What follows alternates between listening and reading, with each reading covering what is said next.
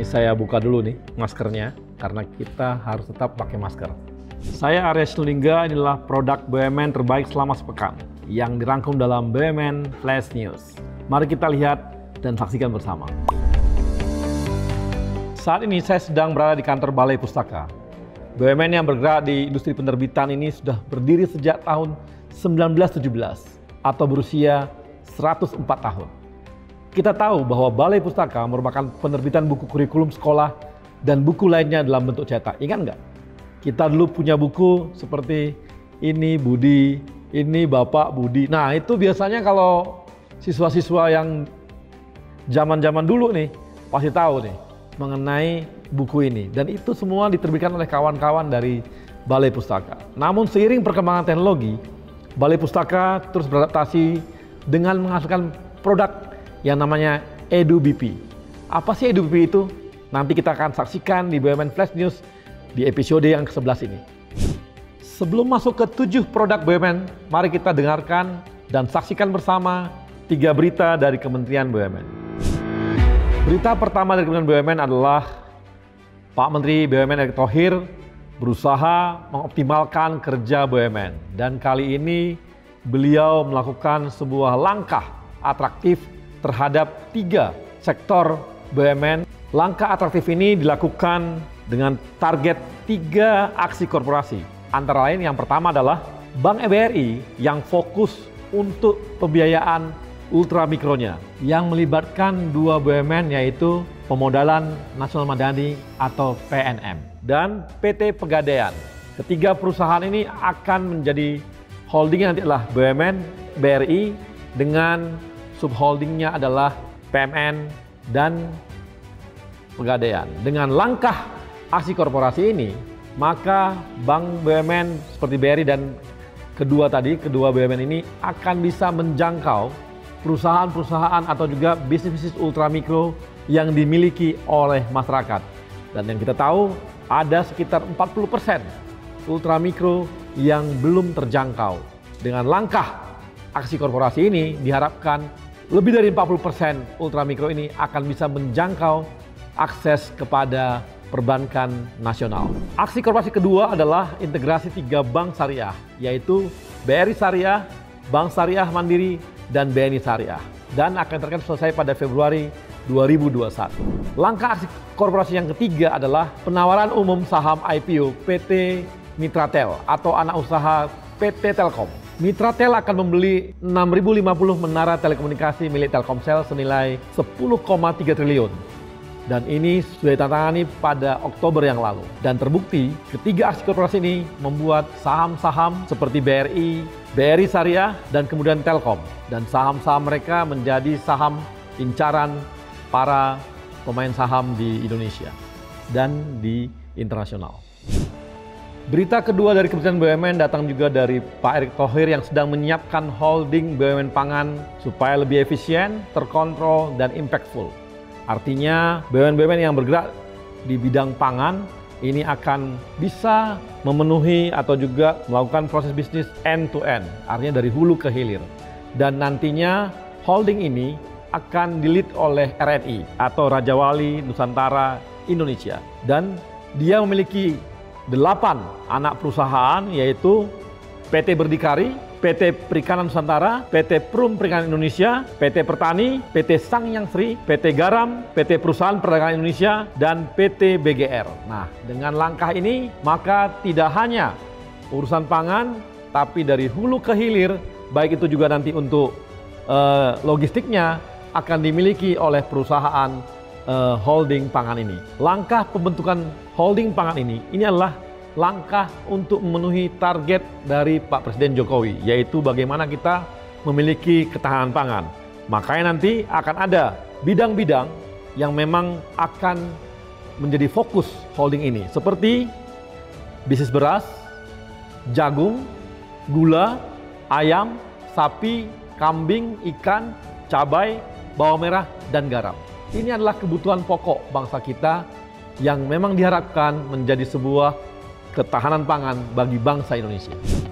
Berita ketiga dari Kementerian BUMN datang dari Pak Erick Thohir juga yang melihat pengembangan salah satu ikon pusat belanja di DKI Jakarta, yaitu Gedung Sarinah. Kita tahu bahwa Gedung Sarinah saat ini sedang direnovasi oleh PT Sarinah bersama dengan kawan-kawan dari Wijaya Karya, dan dalam renovasi ini ternyata ditemukan sebuah relief ya yang selama ini tertutup. Mungkin pada gedung yang lama ini relief tersebut ditutupi oleh satu bingkai atau apapun namanya, sehingga banyak yang tidak tahu bahwa ada relief yang bersejarah di gedung tersebut. Relief ini dibuat pada masa presiden pertama, yaitu Bung Karno. Dan relief ini bercerita bagaimana ada sosok petani, sosok pedagang, ada yang bawa pikulan, dan ada perempuan yang membawa bakul hasil panen. Dan ini adalah mencerminkan sebuah ekonomi kerakyatan. Sehingga relief ini adalah relief sejarah, dan Pak Erik sudah mengatakan akan membuka kepada publik, yaitu ketika nantinya Gedung Sarinah selesai direnovasi dan akan menyambut Hari Pahlawan, yaitu pada tanggal 10 November 2021. Semoga ini menjadikan kita tetap mengingat sejarah bangsa Indonesia yang begitu kaya dengan ide, dengan visi ekonomi kerakyatan, dan juga sebuah peninggalan sejarah dan budaya yang memang harus kita hargai. Setelah berita dari Kementerian BUMN, kita sekarang masuk kepada 7 produk atau layanan terbaik dari BUMN pekan ini. Berita pertama datang dari Bio Farma. Bio Farma telah menerima 15 juta dosis bahan baku vaksin COVID-19. Setelah datangnya vaksin tahap pertama 1,2 juta dan tahap kedua 1,8 juta berbentuk barang jadi atau vaksin jadi, maka kemarin tanggal 12 Januari dikirimlah 15 juta dosis bahan baku atau bulk vaksin COVID-19. Nah, langkah ini, maka vaksin ini akan diolah oleh kawan-kawan dari Bio Farma. Diolah dengan tetap menjaga sebuah kualitas prosedural yang baku dan dikawal oleh kawan-kawan dari Badan POM Indonesia. Dan juga ini adalah langkah untuk kerjasama alih teknologi dari Sinovac ke Bio Farma, terutama dalam hal fill and finish produk COVID-19. Dan ini adalah proses quality control yang sangat kuat, dan nantinya Bio Farma akan mulai memproduksi. Tahap pertama akan menghasilkan dan memproses sebanyak 7 juta vaksin dalam waktu 1 bulan. Menurut informasi yang didapatkan bahwa Bio Farma akan terus meningkatkan kapasitas produksinya, di mana nantinya akan mencapai sekitar 240 juta dosis dalam 1 tahun. Dan kita harapkan dengan langkah ini, maka proses vaksinasi di Indonesia akan berhasil dengan baik, dengan dukungan dan keahlian dari kawan-kawan Bio Farma. Produk kedua dari BUMN datang dari PT Banda Gara Reksa atau yang sering dikenal sebagai BGR Logistik. Mereka mengoptimalkan layanan aplikasi warung pangan dengan merilis aplikasi maubeli.com lewat platform BGR Access. Warung pangan adalah aplikasi mobile berbasis Android yang digunakan oleh masyarakat untuk membeli komoditas pangan secara online ke warung-warung UMKM yang merupakan mitra warung pangan milik BGR. Aplikasi maubeli.com ini menjadi pilot project kerjasama BGR Logistik dengan Pemprov Jawa Barat. Kedepan, BGR akan memperluas jangkauannya di kawasan Jabodetabek. Dan berharap juga kita ini akan masuk juga ke Jawa dan masuk ke Sumatera dan masuk juga ke daerah lainnya. Dan diharapkan dengan aplikasi ini akan mempermudah layanan BGR kepada konsumen, khususnya untuk warung-warung atau untuk UMKM. Produk atau layanan ketiga dari BUMN datang dari Barata. Barata Indonesia mengekspor produk bogi ke Mauritania, benua Afrika. Bogi ini merupakan komponen kereta yang akan dipasang pada gerbong Mauritania, yang merupakan salah satu kereta dengan rangkaian terpanjang di dunia dan beroperasi di jalur ekstrim yang membelah gurun Sahara. Sebelumnya, Barata Indonesia juga rutin melakukan ekspor komponen kereta api ke benua Amerika. Dan dengan adanya ekspor ini akan meningkatkan realisasi komitmen perseroan dalam mendongkrak kinerja di tengah pandemi.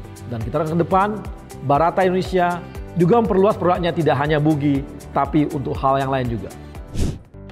Produk keempat dari BUMN datang dari, nah ini seru nih, Kimia Farma dan Pertamina melakukan kerjasama untuk pengembangan BBO paracetamol dalam rangka mendukung ketahanan farmasi nasional. Sinergi BUMN antara PT Pertamina dengan Kimia Farma, dalam hal ini adalah anak usaha Pertamina yaitu PT Kilang Pertamina International, dalam mengembangkan bahan baku obat paracetamol untuk mendukung kemandirian farmasi nasional.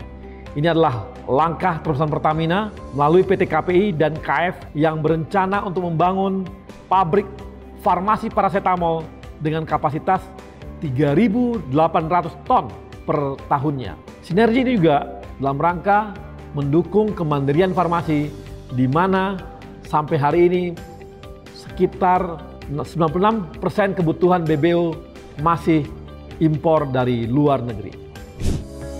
Produk kelima dari BUMN datang dari Balai Pustaka yang meluncurkan produk EduBP. Nah, untuk meningkatkan daya baca, khususnya di daerah 3T, maka teman-teman dari Balai Pustaka membuat sebuah inovasi dengan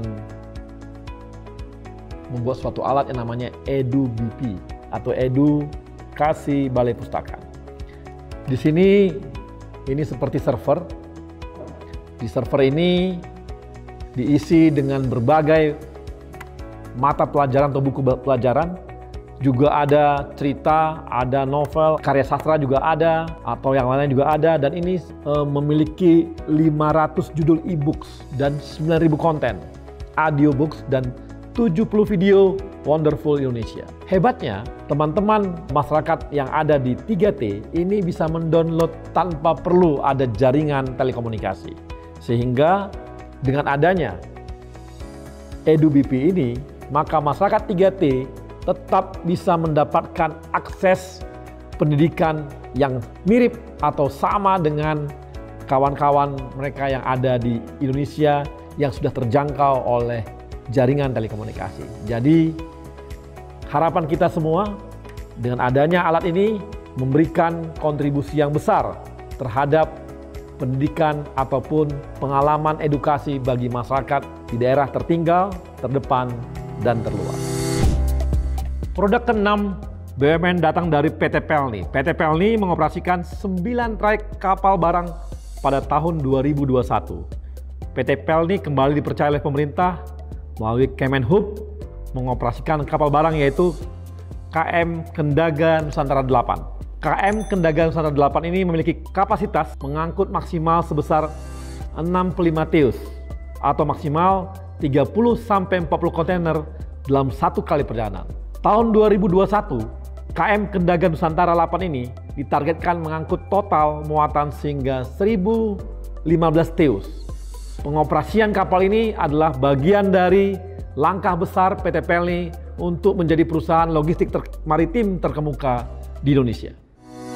Produk ketujuh dari BUMN datang dari PT PAL yang meluncurkan kapal bantu rumah sakit atau BRS. PT PAL memiliki tugas yang diberikan oleh Presiden kita yaitu Bapak Jokowi. Pak Jokowi berharap dan menginginkan adanya 3 kapal BRS di setiap wilayah Indonesia. Nah, kali ini PT PAL mewujudkannya dengan menghadirkan kapal BRS yang dipesan oleh kawan-kawan dari Angkatan Laut yang diberi nama kapal Dr. Wahidin Sudirohusodo. BRS ini mempunyai spesifikasi panjang sekitar 124 meter, lebarnya 21,8 meter, dan disposisinya sebesar 7.290 ton. Kapal ini memiliki kemampuan setara dengan rumah sakit tipe C, ditambah sejumlah peralatan medis seperti CT scan, X-ray, sampai ruang isolasi, sehingga kapal ini juga mampu menangani pasien COVID-19. Demikianlah 7 produk atau layanan terbaik BUMN dalam pekan ini. Semoga di minggu depan, produk atau layanan BUMN yang terbaik akan kita dapatkan lagi untuk melayani negara dan masyarakat Indonesia.